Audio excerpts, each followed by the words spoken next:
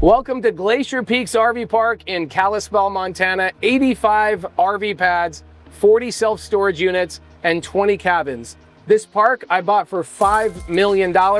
No money out of my pocket, no bank, no credit, nothing. I'm literally making $20,000 a month on this park with no credentials, no credit, and no money out of my pocket. The coolest part about this story is where the deal came from. Who brought it to me? The person who brought it to me was on the other side of the camera, just like you guys. They were learning just from me how to get their first deal.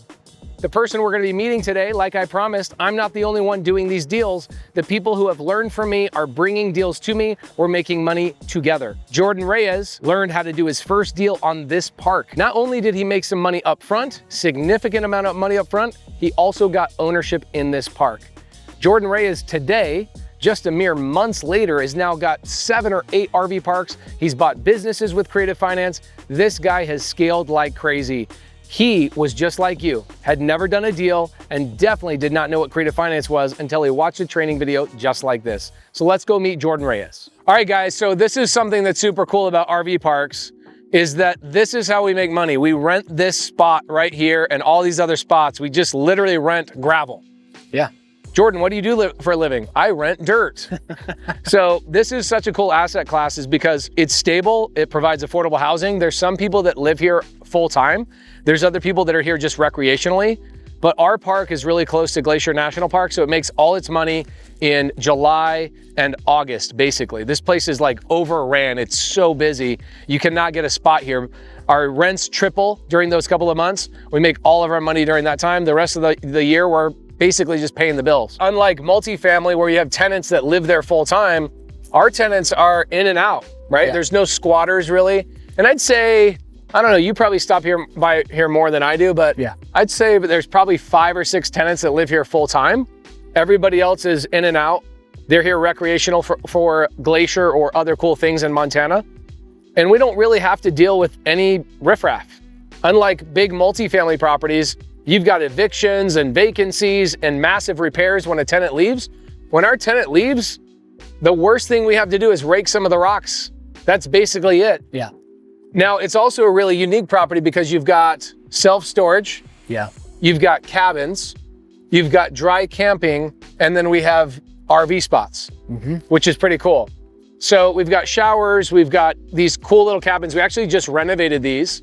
And I think we're gonna bump the rents this upcoming summer. But it's a special property because it's right on the main thoroughfare.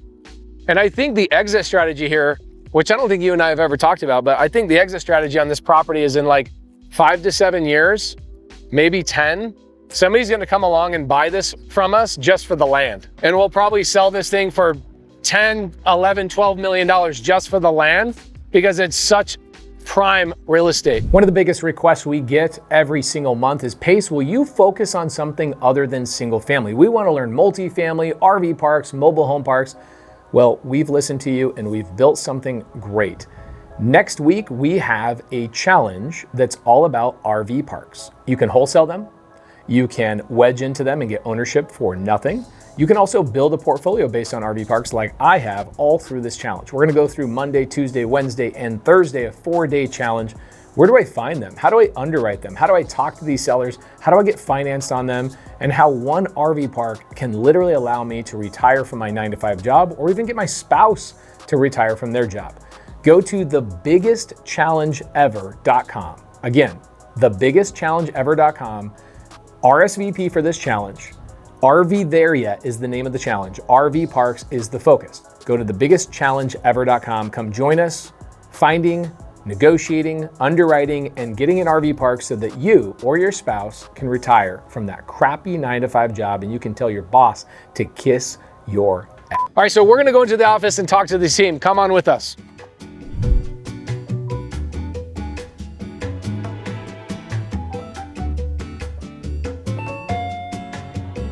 Okay, so even though Jordan and I are owners, would you be upset if we stole something out of the shop? Yes. Okay, but who are you gonna tell if we stole something? Jen. Okay, I'm just kidding. We won't, I promise you, we will not steal anything. Okay. Okay. All right, guys, hopefully you learned a thing or two. Also, she didn't notice that we just jacked a couple of things. So we're gonna be breaking down the numbers, show you guys that we still make money even when we steal a couple of things out of our own shop. See you at the whiteboard. All right, what do I love about RV parks? Let's go through it first. Number one, true cash flow. When you're working in single family, which we're gonna get to in here just a little bit, a lot of times you're gonna make money in your cash flow, but then you're gonna have big repairs. Like a couple of summers ago, I had 3 of my single family houses that all needed 3 pools all at the same time. $60,000 came out of my pocket of money, which was basically like 5 years of cash flow for those properties. So single family properties don't cash flow as well as you'd like them to, but RV parks do. Why? Somebody asked me the other day, what do you do for a living? And I said, I rent dirt. That's all there is at an RV park. It's dirt with some electrical stuff. It's the most basic thing on the planet. I rent dirt to people that are doing recreational activities, vacationing. RV, recreational vehicles. These are not mobile homes or mobile home parks. These are people recreationing in a recreational area, like going to Glacier National Park, for example. So true cash flow. Growing market, the growing market of RV parks is gonna triple over the next 10 years. Triple, guys, that's insane to believe. Why? Because people are now working from home. Starlink is so powerful now, you can get internet anywhere. In fact, anywhere. It does not matter where you are, Starlink will connect you. So if that's the case, I can be on the road seeing the country and I can just jump into an RV.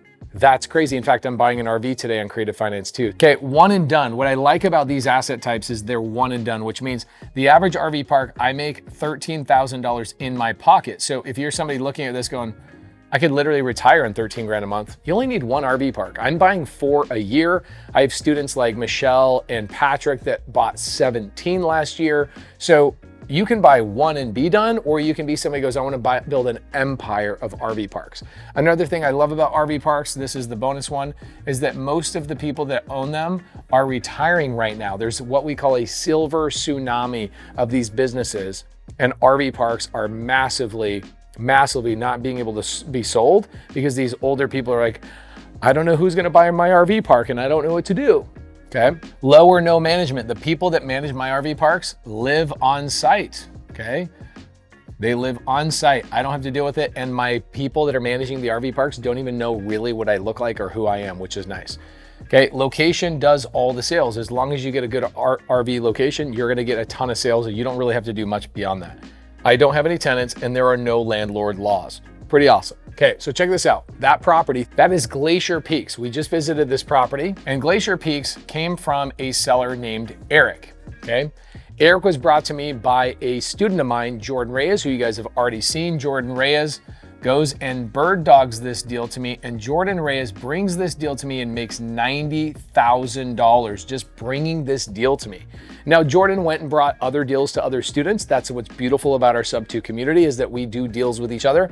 Jordan and I are currently working on another deal right now, but so far him and I have done 2. Totaling $7 million. He's made a significant amount of money, but that's where this deal came from. It came from one of the students learning how to go find these opportunities. Eric, wanting to retire, wanted his number, which was $5 million. Eric says, I want $5 million.